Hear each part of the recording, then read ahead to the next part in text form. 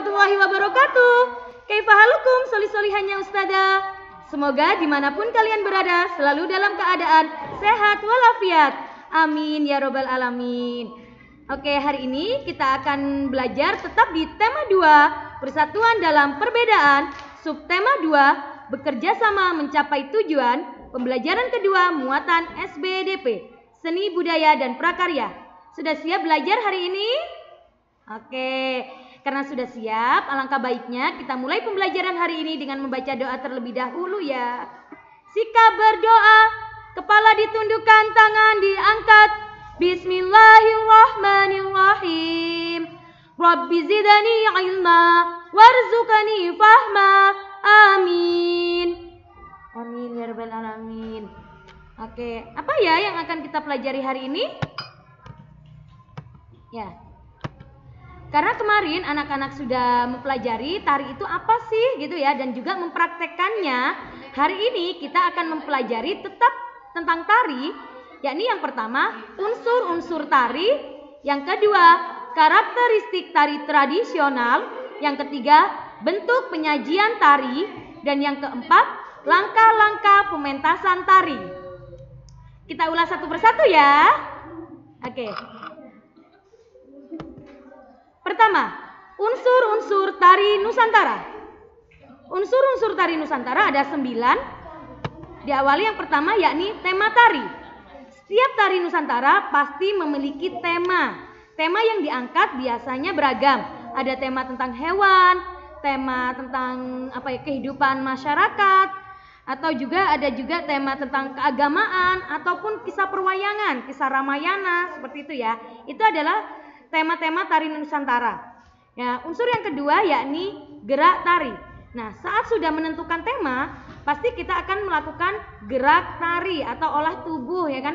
Karena tari itu sejatinya adalah gerakan yang indah. Nah, gerakan yang indah ini itu didasari dari tema tari yang telah ditentukan terlebih dahulu.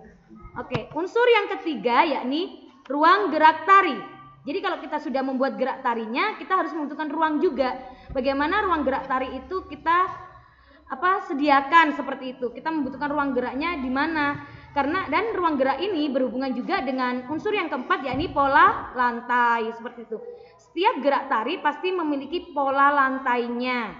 Ada pola lantai apa kemarin sayang? Kita sudah pelajari?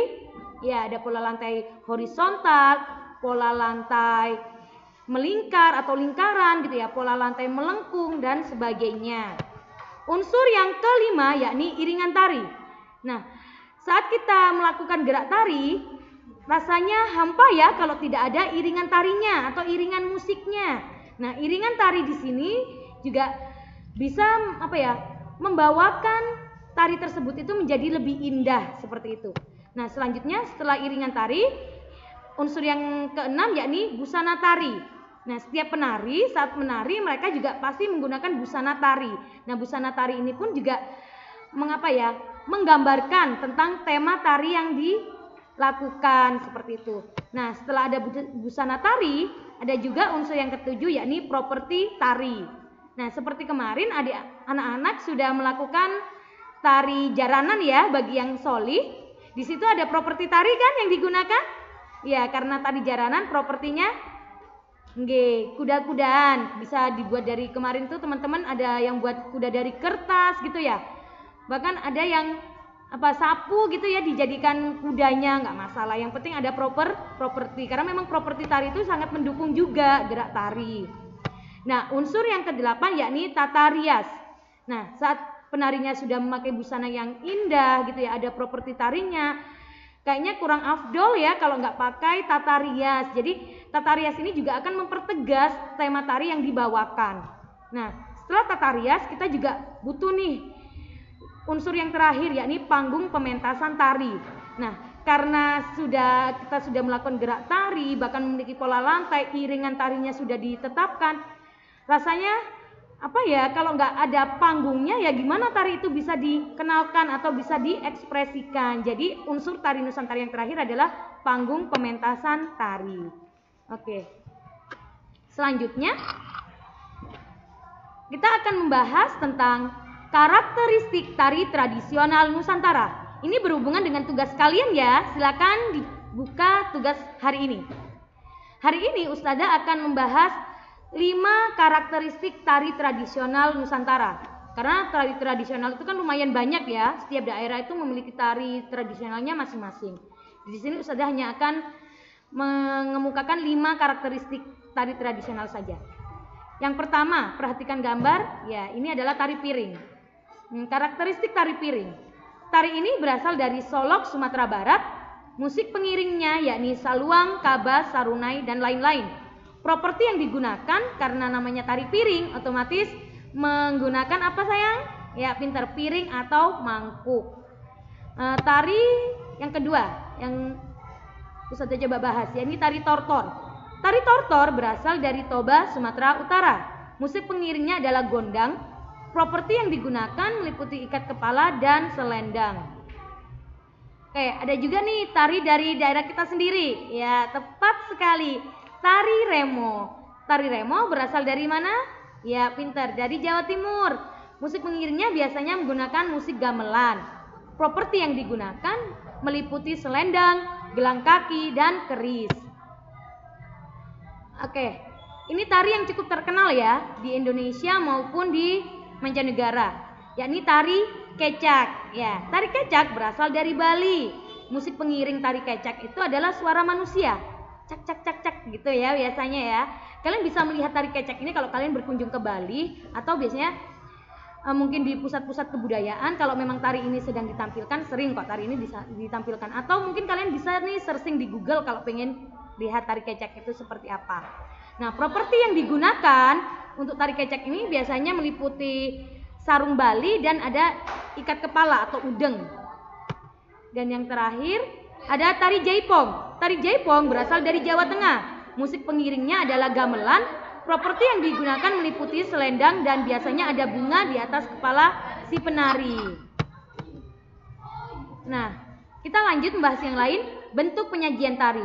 Berdasarkan bentuk penyajian tari, tari itu dibedakan jadi 3. Tari tunggal yang dilakukan oleh seorang penari, ada tari berpasangan, dan juga ada tari berkelompok. Kalau tari berpasangan berarti dilakukan 2 orang gitu ya, sepasang, ada laki-laki dan perempuan seperti itu. Kalau tari berkelompok dilakukan oleh sekelompok penari, jadi lebih dari 2 orang biasanya.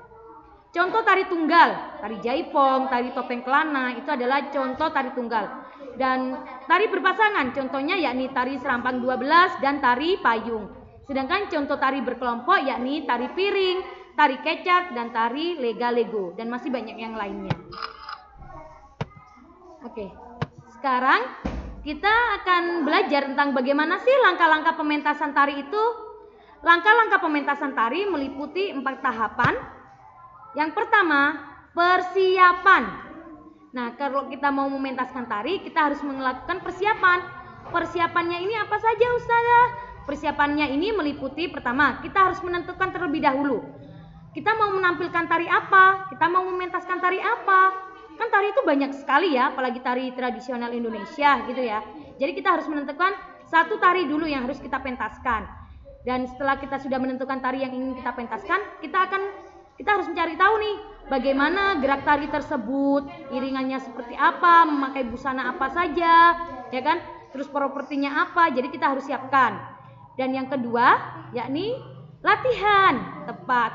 Karena sudah memilih satu jenis tarian yang ingin dipentaskan, kita harus melakukan latihan. Latihan dengan serius, dengan sungguh-sungguh, agar kita dapat menghafal semua gerakan tari. Yang ketiga, yakni pelaksanaan atau pementasan. Jadi, saat kita sudah merasa latihan kita cukup, kita harus melakukan pementasan tari tersebut. Kita harus melaksanakan pementasannya. Dan setelah melakukan pementasan, yang langkah yang terakhir yakni kita harus mengevaluasi. Ya, kita harus mengevaluasi nih bagaimana pementasan kita tadi. Apakah gerak tari yang kita lakukan itu sudah tepat atau gerak tari kita sudah kompak dengan penari lainnya. Kalau belum, berarti apa saja yang harus diperbaiki untuk selanjutnya.